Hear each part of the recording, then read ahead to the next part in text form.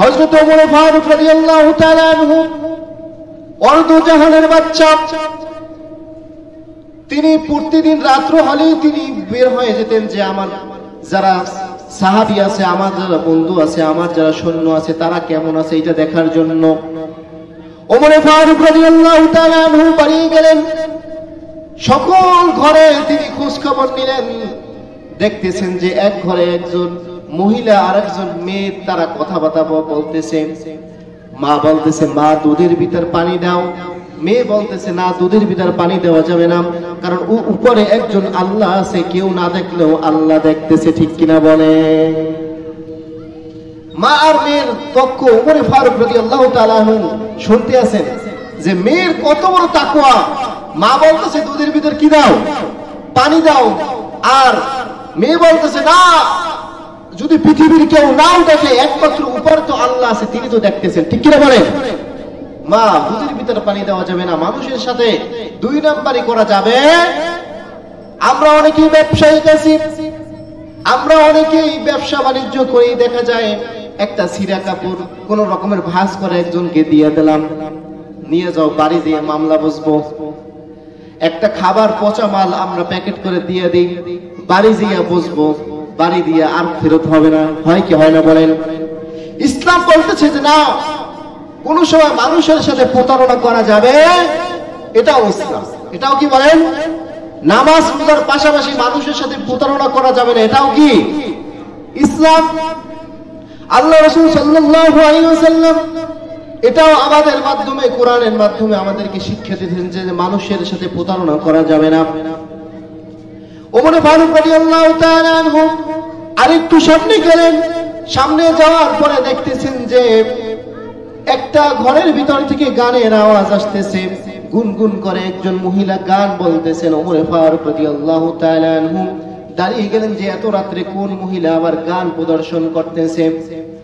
ওমর ফারুক রাদিয়াল্লাহু তাআলা আনহু তিনি আশিদ্দা আলাল কুফার, ইসলামের ব্যাপারে কোনো ছাড় নাই, তার ছেলেকে পর্যন্ত ইসলামের ব্যাপারে কোনো ছাড় দেয় নাই। ওমর ফারুক রাদিয়াল্লাহু তাআলা আনহু দাঁড়িয়ে গেলেন যে আমার রাজ্যে আমি অর্ধ জাহানের প্রেসিডেন্ট, আমাকে দেখলে শয়তান পর্যন্ত ভয় পায়, আমার রাজ্যে কে গান পরিবেশন করতেছে। ওমর ফারুক রাদিয়াল্লাহু তাআলা আনহু তিনি লাফ দিয়ে ঘরের ভিতর ঢুকছে, পিছন দিয়ে। কোন দিক দিয়ে বলেন? পিছন দিক দিয়া ঘরের ভিতর ঢুইকা দেখতেছে যে একজন মহিলা তিনি একা একা গান নিবেদন করতেছেন। একা একা কি করতেছেন? গান নিবেদন করতেছেন। ওমর ফারুক রাদিয়াল্লাহু তাআলা আনহুকে দেখার পরেই ওই মহিলা তার কাপড় ভাঁজ করে সুন্দর করে বসলেন। ওমর ফারুক রাদিয়াল্লাহু তাআলা আনহুকে দেখে মহিলা ভয় পেয়ে গেলেন। এবার ওমর ফারুক রাদিয়াল্লাহু তাআলা আনহু বললেন, হে মা, তুমি একা একা কেন গান গাইতেছো? তুমি এখানে কি খারাপ কাজ করতেছো কিনা? ওই মহিলা এবার বললেন, হে আমিরুল মুমিনিন, হে যুবক, তুমি আমার ঘরে যে ঘরের পিছন দিয়া প্রবেশ করছো, তুমি কি আমার অনুমতি নিয়েছো কিনা? কি মানুষের ঘরে প্রবেশ করতে হলে অনুমতি লাগে কি লাগে না? মহিলা বললেন, আমি গান গাইলাম, বুঝলাম যে আমি সূরা লুকমানের 6 নম্বর আয়াত আমি অস্বীকার করেছি, আমি একটা গুনাহ করে ফেলেছি, কিন্তু তুমি কিভাবে আমার ঘরের ভিতর প্রবেশ করলা তো আমার ঘরের ভিতর ঢুকে আমাকে সালাম দিলা না, আমাকে কি করলা না? সালাম দিলে না। 2 নম্বরে আমার ব্যাপারে একটা মন্দ ধারণা করলা যে আমি এখানে খারাপ কাজ করতেছি। 3 নম্বরে তুমি নিজেকে নিজে পর্দা নিশি হিসাবে তুমি নিজেকে দাঁড় করতে পারলে না। হে ওমর, তোমার নামে 4টে মামলা আমি দিলাম। কয়টা মামলা বলেন? ওমর ফারুক রাদিয়াল্লাহু তাআলা আনহু আইনের ব্যাপারে খুব কঠোর। মহিলা যখনই 4টে মামলা দাঁড় করলো, একটা হচ্ছে পিছন দিয়ে ঢুকছে, পিছন মানুষের পিছন দিক, ঘরের পিছন দিক দিয়ে ঢোকা যাবে না। ঠিক কিনা বলেন? ঘরের পিছন দিয়ে ঢোকা যাবে? আমরা তো গেলি ভাবিরে ডাক দিই, ও ভাবি, পিছন দিক দিয়ে ঢুকে গেছি, ভাবিরে ডাকও দেই না। সালাম তো দূরের কথা, ইসলাম বলে তুমি আগে সালাম দাও, আসসালামু আলাইকুম, আসসালামু আলাইকুম 3 বার দাও, যদি উত্তর না আসে তারপর তুমি চলে যাও। ওমর ফারুক রাদিয়াল্লাহু তাআলা আনহু তিনি ঘরের ভিতর যখন ওই পিছন দিক দিয়ে ঢুকলেন, মহিলা বলল যে তুমি 4টা মামলার আসামি হয়ে গেছো। 2 নম্বরে আমার ব্যাপারে খারাপ জন্য, আমার ব্যাপারে ধারণা করছো, খারাপ ধারণা। তোমার ব্যাপারে আমি পার্লামেন্টে আমি তোমার ব্যাপারে নালিশ করব। ওমর ফারুক রাদিয়াল্লাহু তাআলা আনহু তিনি কিছু বুঝার আগেই তিনি বললেন, হে মা তুমি একটু বসো, আমি একটু আমার মেয়ের কাছ থেকে একটু তোমার ব্যাপারে একটু ধারণা নিয়ে আসি। সৃষ্টি করছেন কে? আচ্ছা মানুষ বলো দেখি রাতর কেন কালো, সূর্য আবার কোথা হতে পাই যে এত আলো। আচ্ছা মানুষ বলো দেখি রাতর কেন কালো, সূর্য আবার কোথা হতে পাই যে এত আলো। ফুলগুলো নানান রঙের কেমন করে হয়, পাতাগুলো সবুজ বটে ফুলের মতো নয়, পাতাগুলো সবুজ বটে ফুলের মতো নয়। কুদরত কা, আর চিল্লাই বলে কুদরত কা। দুধ কেন এত সাদা, মরিচে কেন ঝাল, দুধ কেন এত সাদা, মরিচি কেন ঝাল। আমগুলো পাকলে পরে কেমনে তা হয় লাল। কুদরত কার। আসমান জমিন পাহাড় পর্বত নদী নালা খাল বিল এই সারা বিশ্বের যত মাখলুকাত সব সৃষ্টি করনেওয়ালা কে? আল্লাহ। আজকে সেই আল্লাহর কোরআন থেকে আল্লাহর কথাগুলো আমরা শুনবো ইনশাআল্লাহ।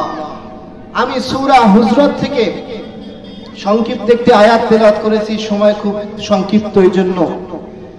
সূরা হুজরাত মুহাম্মদুর রাসূলুল্লাহ সাল্লাল্লাহু আলাইহি ওয়াসাল্লামের প্রতি আল্লাহ পাক রব্বুল আলামিন নাজিল করেছেন তার নামের সম্মানে। আমাদের যে বিশ্ব নবী, মানবতার মুক্তির দূত, রাহমাতাল লিল আলামিন, তাকে ইহুদিরা ইয়া মুহাম্মদ বলে ডাকতেছে। আমার নবী রাসূল আকরাম সাল্লাল্লাহু আলাইহি ওয়াসাল্লাম হুজরাখানার ভিতর আরামাইশ করতেছেন, নিন্দেমিন টাইমে ইয়া মুহাম্মদ বলে ডাক দিলেন। আমার নবী হচ্ছেন সাইয়্যিদুল মুরসালিন, শাফিউল মুজনাবিন, সকল নবীদের নবী আমাদের নবী, ঠিক কিনা বলেন? যাকে আল্লাহ পাক রব্বুল আলামিন পর্যন্ত কোন সবাই মুহাম্মদ বলে ডাক দেয় নাই, বলছে ইয়াসিন, ইয়া মুজাম্মিল, ইয়া মুহাম্মাদুর রাসূলুল্লাহ। কি বলেন? তা সেখানে আল্লাহ পর্যন্ত বলেন নাই, সেখানে আমার নবী মুহাম্মাদুর রাসূলুল্লাহকে বলতেছেন কি ইয়া মুহাম্মদ, ইয়া মুহাম্মদ। আল্লাহর কাছে ইয়া মুহাম্মদ বলাটা ভালো লাগলো না, এজন্য আল্লাহ সূরা হুজরাত নাজিল করে দিলেন, হে মানুষেরা তোমরা মুহাম্মদুর রাসূলুল্লাহ সাল্লাল্লাহু আলাইহি ওয়াসাল্লাম কি ইয়া মুহাম্মদ বলে ডাকতে পারবে না। আল্লাহ সূরা হুজরাতের প্রথমে বললেন ইয়া আইয়ুহাল্লাযীনা আমানু লা তুকদ্দিমু বাইনা ইয়াদাইল্লাহি ওয়া রাসূলিহি ওয়াত্তাকুল্লাহ ইন্নাল্লাহা সামিউন আলীম। সাবধান, আল্লাহ এবং আল্লাহ রাসূলের চেয়ে আল্লাহ এবং আল্লাহ রাসূলের আইনের বাইরে কোনো আইন নেই, ঠিক কি বলেন? আল্লাহ এবং আল্লাহ রাসূলের বাইরে কোনো আইন আছে? কোনো মত আছে? কোনো পথ আছে? আল্লাহ এবং আল্লাহ রাসূলের বাইরে যদি কোনো পথ থাকে সেটা হচ্ছে মাইরের পথ, ঠিক কিনা বলেন? দেখবেন অনেক বাবারা তালা বাবা, ল্যাংটা বাবা, ঝুরি বাবা, উমুক বাবা, তুমুক বাবা বিভিন্ন আল্লাহ রাসূলের আইনের বাইরে, আল্লাহর কোরআনের আইনের বাইরে আইন নিয়ে আসে, ঠিক কিনা বলেন? আমরা এই আইন ফলো করব না। আল্লাহ বলছেন সাবধান, আল্লাহ এবং আল্লাহ রাসূলের বাইরে কোনো আইন চলবে না। আজকে দেখেন 5ই আগস্ট স্বৈরাচার মুক্ত হওয়ার পরে আমরা সকল মুসলিম উম্মাহরা চাইতেছি যে না আমাদের বাংলাদেশে কোরআনের আইন চালু হোক, ঠিক কিনা বলেন? কোরআনের আইন চালু হওয়া দরকার আছে কি নাই? কারণ কোরআন হচ্ছে শান্তি। কোরআন দ্বারা 500, 1000, লক্ষ লক্ষ মানুষকে যেমন নিয়ন্ত্রণ করতে পারে, মসজিদে যেমন সকল মুসল্লিরা এসে চুপচাপ হুজুরের বয়ান শুনে দেখবেন মসজিদে আসলে পুরো ঘুম এসে যায়, মাঝে মাঝে হয় কি হয় না? কারণ মসজিদ হচ্ছে শান্তির স্থান। ইমাম সাহেবরা বয়ান করে আমরা শুনি, অনেক সময় ঘুম এসে যায়, মানে শান্তির কারণে, বরকতের কারণে। তা যেই আলেমেরা মসজিদকে পরিচালনা করে শান্তির মাধ্যমে, বরকতের মাধ্যমে, এই আলেমেরা যদি আমাদের রাষ্ট্র ব্যবস্থার দায়িত্ব নেয়, তাহলে সারা বাংলাদেশ শান্তি কায়েম হবে কি হবে না বলেন? তা আল্লাহ বললেন, হে বান্দারা, তোমরা আল্লাহ এবং আল্লাহ রাসূলের আইনের বাইরে চলা যাবে না। এজন্য আমাদের উলামায়ে কেরাম যারা আছেন, আমাদের বাংলাদেশে যত বড় বড় উলামায়ে কেরাম আছে, তাদেরকে ওয়া'তাসিমু বিহাবলিল্লাহি জামিআন, সবাইকে একসাথে একত্রিত হতে হবে, ঠিক কিনা বলেন? বাগদাদের একজন আল্লাহর ওলি রাস্তা দিয়া হাইটে যাইতেছে, এমন সময় একজন লোক বলতেছে, এই আল্লাহর ওলি, তোমার আল্লাহ তো বলছেন ওয়ালা তাহিনু ওয়ালা তাহজানু ওয়া আনতুমুল আউলাউনা ইন কুনতুম মুমিনিন, যদি তোমরা মুমিন হয়ে থাকো তাহলে তোমাদের বিজয় খুব সন্নিকট, তোমাদের হাতে বিজয় দিব। তাহলে আমরা এই যে বাগদাদে তুমি আল্লাহর ওলি ঘুরতেছো, তোমাদের হাতে ইসলামের ক্ষমতা দেয় না কেন? আল্লাহর ওলি ডাক দিয়ে বলেন, ও আমার ভাই, আমরা সবাই মুসলমান ঠিক আছে, কিন্তু তোমাদের মতো কিছু কুকুররাকে দেখবা, একটা ছাগলের পালওয়ালা যখন ছাগল নিয়ে যায়, সাথে দুইটা কুকুর রাখে, দেখছেন আপনারা?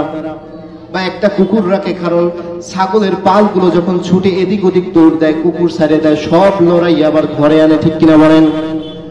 আল্লাহ নবী বলতেছেন, হে হে আমার বন্ধু, তুমি সব, আমরা মুসলমানেরা এদিক ওদিক যদি ঘোরাফেরা করি, এই ইহুদি নাসারা কাফের গুলো আছে, স্বৈরাচার যেগুলো আছে, আমাদের সবাই লড়াইয়া একসাথে জমা করবে, সেখান থেকে ইসলামের বিজয় আসবে ইনশাআল্লাহ।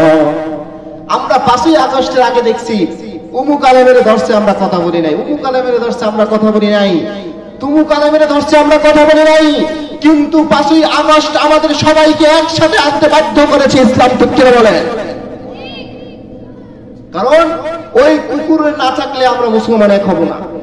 আমরা এখনো বুঝি না 5ই আগস্টের পরে। এই জন্য আল্লাহ বলছেন, তোমরা সবাই এক হও, তোমরা সবাই কি হও? এক হও। যাও, আমি অতীতকে যাইতেছিলাম। পরের আয়াতে আল্লাহ বলতেছেন, ইয়া আইয়ুহাল্লাযীনা আমানু লা তারফাউ আসওয়াতাকুম ফাওকা সাওতিন নবী ولا تجهروا له بالقول। হে মুমিনেরা, হে নবীর উম্মতেরা, তোমরা মুহাম্মদুর রাসূলুল্লাহ সাল্লাল্লাহু আলাইহি ওয়াসাল্লামকে কোন সময় নাম ধরে ডাকবে না। তার যে গুণবাচক নামগুলো আছে, তার যে সুন্দর সুন্দর নামগুলো আছে, এগুলো নিয়ে তোমরা তাকে ডাকো, তাকে সম্বোধন করো। এজন্য আমরা যারা নবীর ওয়ারিস আছি, যারা উলামায়ে কেরাম, তাদেরকেও নাম ধরে ডাকা যাবে না, তাদের সাথে অসম্মানী করা যাবে না, ঠিক কিনা বলে? সূরা হুজরাতে আল্লাহ এই শিক্ষা দিলেন যে উলামায়ে কেরাম যারা আছে, ইসলামী দল করে, ইসলামী আন্দোলন করে, তারা যদি তোমার ছেলেও হয়ে থাকে, তাদেরকে সম্মানের সহিত কথা বলো, তাদেরকে সম্মানের সহিত কাজ করো। এরপরে আল্লাহ পাক রব্বুল আলামিন 6 নম্বর আয়াতে আল্লাহ পাক রব্বুল আলামিন জানিয়ে দিতেছেন, ইয়া আইয়ুহাল্লাযীনা আমানু ইন জাআকুম ফাসিকুম বিনাবাইন ফাতাবায়ানু আন তুসিবু কওমান বিজাহালা। হে মানুষেরা, তোমরা একটা ঘটনা শোনার সাথে সাথে ওটাকে আগে যাচাই বাছাই না করে তোমরা দৌড় দিও না। শুনছো যে কানে সিল, মানে কান সিলের লয়ে গেছে, এখন যদি সিলের পিছে দৌড়ে কাজ হইবে বলেন? একজনে বলছে যে আপনার কান সিলে নিয়ে গেছে, কানে হাত দেন নাই, কানে কি করেন নাই? হাত দেন নাই, চিলের পিছে দৌড়াইতেছেন। আল্লাহ বলে এমন দৌড় চলবে। মুহাম্মদুর রাসূলুল্লাহ সাল্লাল্লাহু আলাইহি ওয়াসাল্লামের জামানায় একদল লোক আসলো যাকাত দিতে। মুহাম্মদুর রাসূলুল্লাহ সাল্লাল্লাহু আলাইহি ওয়াসাল্লামের কাছে একদল সাহাবী এসে বললেন, হে আল্লাহর রাসূল, আপনার মদিনায় হামলা করার জন্য বনু গোত্রের সাহাবীরা, যত মুসলমানরা আছে, সবাই হামলা করার জন্য আসছে। মুহাম্মদুর রাসূলুল্লাহ সাল্লাল্লাহু আলাইহি ওয়াসাল্লাম কোন যাচাই বাছাই না করে তিনি একদল সৈন্যকে পাঠিয়ে দিলেন, যাও যাও তাদের বিরুদ্ধে জিহাদ করে আসো। আল্লাহ হযরত জিবরাইল আলাইহিস সালাতু ওয়াস সালামকে পাঠিয়ে দিয়ে এই আয়াতটা বলে দিলেন, হে নবী সাবধান, যাচাই বাছাই না করে আপনি জিহাদের ময়দানে পাঠিয়েন না। আগে আপনি যাচাই বাছাই করেন, আগে আপনি মানুষকে দেখেন যে তারা কি জন্য আসছে, আগে খোঁজ খবর নেন, তারপর তাদের বিরুদ্ধে জিহাদের ময়দানে পাঠান। মুহাম্মদ রাসূলুল্লাহ সাল্লাল্লাহু আলাইহি ওয়াসাল্লাম পরে যাচাই বাছাই করে দেখলেন যে আসলে বনু গোত্রের যে লোকেরা আসছে তারা আসলে যাকাত দেওয়ার জন্য, মুসলমানকে যাকাত দেওয়ার জন্য আসছে, তারা আসলে যুদ্ধ করার জন্য আসে নাই। আল্লাহ পাক রব্বুল আলামিন এই জন্য মুমিনদেরকে সাবধান করে দিলেন, হে মুমিনারা, যত কাজ করবা সব যাচাই বাছাই করে করতে হবে, ঠিক কিনা বলেন? এরপর আল্লাহ পাক রব্বুল আলামিন সূরাতুল হুজরাতের ভিতরে 11 নম্বর আয়াতে আল্লাহ পাক রব্বুল আলামিন আমাদের মাধ্যমে জানিয়ে দিতেছেন, হে বান্দারা, ইয়া আইয়ুহাল্লাযীনা আমানু ইজতানিবু কাসীরাম মিনাল জান্নি ইন্না বা'দাজ-জান্নি ইসমু ওয়া লা তাজাসসু ওয়া লা ইয়াগতাব। হে বান্দারা, জান্নি কাউকে কোনো সময় না জানলে কাউকে কোনো সময় নিন্দা করা যাবে না। হযরত ওমর ফারুক রাদিয়াল্লাহু তাআলা আনহু অর্ধজাহানের বাদশা, তিনি প্রতিদিন রাত্র হলেই তিনি বের হয়ে যেতেন যে আমার যারা সাহাবী আছে, আমার যারা বন্ধু আছে, আমার যারা সৈন্য আছে তারা কেমন আছে এটা দেখার জন্য। ওমর ফারুক রাদিয়াল্লাহু তাআলা আনহু বাড়ি গেলেন, সকল ঘরে তিনি খোঁজ খবর নিলেন, দেখতেছেন যে এক ঘরে একজন মহিলা আর একজন মেয়ে তারা কথাবার্তা বলতেছে। মা বলতেছে, মা দুধের ভিতর পানি দাও। মেয়ে বলতেছে, না, দুধের ভিতর পানি দেওয়া যাবে না, কারণ উপরে একজন আল্লাহ আছে, কেউ না দেখলেও আল্লাহ দেখতেছে, ঠিক কিনা বলে? মা আর মেয়ের পক্ষ ওমর ফারুক রাদিয়াল্লাহু তাআলা আনহু শুনতে আছেন যে মেয়ের কত বড় তাকওয়া। মা বলতেছে, দুধের ভিতর কি দাও? পানি দাও। আর মেয়ে বলতেছে, না, যদি পৃথিবীর কেউ নাও দেখে, একমাত্র উপর তো আল্লাহ আছে, তিনি তো দেখতেছেন, ঠিক কিনা বলেন? মা, দুধের ভিতর পানি দেওয়া যাবে না, মানুষের সাথে দুই নাম্বারই করা যাবে। আমরা অনেকেই ব্যবসায়িক আছি, আমরা অনেকেই ব্যবসা বাণিজ্য করি, দেখা যায় একটা ছিঁড়া কাপড় কোন রকমের ভাঁজ করে একজনকে দিয়ে দিলাম, নিয়ে যাও, বাড়ি দিয়ে মামলা বসবো। একটা খাবার পচা মাল আমরা প্যাকেট করে দিয়ে দিই, বাড়ি দিয়ে বসবো, বাড়ি দিয়ে আর ফেরত হবে না, হয় কি হয় না বলেন? ইসলাম বলতেছে যে না, কোন সময় মানুষের সাথে প্রতারণা করা যাবে, এটাও ইসলাম। এটাও কি বলেন? নামাজ রোজার পাশাপাশি মানুষের সাথে প্রতারণা করা যাবে না, এটাও কি ইসলাম? আল্লাহ রাসূল সাল্লাল্লাহু আলাইহি ওয়াসাল্লাম এটাও আমাদের মাধ্যমে, কোরআনের মাধ্যমে আমাদেরকে শিক্ষা দিয়েছেন যে মানুষের সাথে প্রতারণা করা যাবে না। ওমর ফারুক রাদিয়াল্লাহু তাআলা আনহু আরেকটু সামনে গেলেন, সামনে যাওয়ার পরে দেখতেছেন যে একটা ঘরের ভিতর থেকে গানের আওয়াজ আসতেছে, গুনগুন করে একজন মহিলা গান বলতেছেন। ওমর ফারুক রাদিয়াল্লাহু তাআলা আনহু দাঁড়িয়ে গেলেন যে এত রাত্রে কোন মহিলা আবার গান প্রদর্শন করতেছে। ওমর ফারুক রাদিয়াল্লাহু তাআলা আনহু তিনি আশিদ্দা আলাল কুফার, ইসলামের ব্যাপারে কোনো ছাড় নাই, তার ছেলেকে পর্যন্ত ইসলামের ব্যাপারে কোনো ছাড় দেয় নাই। ওমর ফারুক রাদিয়াল্লাহু তাআলা আনহু দাঁড়িয়ে গেলেন যে আমার রাজ্যে আমি অর্ধজাহানের প্রেসিডেন্ট, আমাকে দেখলে শয়তান পর্যন্ত ভয় পায়, আমার রাজ্যে কে গান পরিবেশন করতেছে। ওমর ফারুক রাদিয়াল্লাহু তাআলা আনহু তিনি লাফ দিয়ে ঘরের ভিতর ঢুকছে, পিছন দিয়ে। কোন দিক দিয়ে বলেন? পিছন দিক দিয়া ঘরের ভিতর ঢুইকা দেখতেছে যে একজন মহিলা তিনি একা একা গান নিবেদন করতেছেন। একা একা কি করতেছেন? গান নিবেদন করতেছেন। ওমর ফারুক রাদিয়াল্লাহু তাআলা আনহুকে দেখার পরেই ওই মহিলা তার কাপড় ভাঁজ করে সুন্দর করে বসলেন। ওমর ফারুক রাদিয়াল্লাহু তাআলা আনহুকে দেখে মহিলা ভয় পেয়ে গেলেন। এবার ওমর ফারুক রাদিয়াল্লাহু তাআলা আনহু বললেন, হে মা, তুমি একা একা কেন গান গাইতেছো? তুমি এখানে কি খারাপ কাজ করতেছো কিনা? ওই মহিলা এবার বললেন, হে আমিরুল মুমিনিন, হে যুবক, তুমি আমার ঘরে যে ঘরের পিছন দিয়া প্রবেশ করছো, তুমি কি আমার অনুমতি নেছো কিনা? কি মানুষের ঘরে প্রবেশ করতে হলে অনুমতি লাগে কি লাগে না? মহিলা বললেন, আমি গান গাইলাম, বুঝলাম যে আমি সূরা লোকমানের 6 নম্বর আয়াত আমি অস্বীকার করেছি, আমি একটা গুনাহ করে ফেলেছি, কিন্তু তুমি কিভাবে আমার ঘরের ভিতর প্রবেশ করলা? প্রবেশ করলা তো আমার ঘরের ভিতর ঢুকে আমাকে সালাম দিলা না, আমাকে কি করলো না? সালাম দিলে না। 2 নম্বরে আমার ব্যাপারে একটা মন্দ ধারণা করলা যে আমি এখানে খারাপ কাজ করতেছি। 3 নম্বরে তুমি নিজেকে নিজে পর্দা নিশি হিসেবে তুমি নিজেকে দাঁড় করতে পারলে না। হে ওমর, তোমার নামে 4টা মামলা আমি দিলাম। কয়টা মামলা বলেন? ওমর ফারুক রাদিয়াল্লাহু তাআলা আনহু আইনের ব্যাপারে খুব কঠোর। মহিলা যখন এই 4টা মামলা দাঁড় করলো, একটা হচ্ছে পিছন দিয়ে ঢুকছে, পিছন মানুষের পিছন দিক, ঘরের পিছন দিক দিয়ে ঢোকা যাবে না, ঠিক কিনা বলেন? ঘরের পিছন দিয়ে ঢোকা যাবে? আমরা তো গেলি ভাবিরে ডাক দিই, ও ভাবি, পিছন দিক দিয়ে ঢুকে গেছি, ভাবিরে ডাকও দেই না।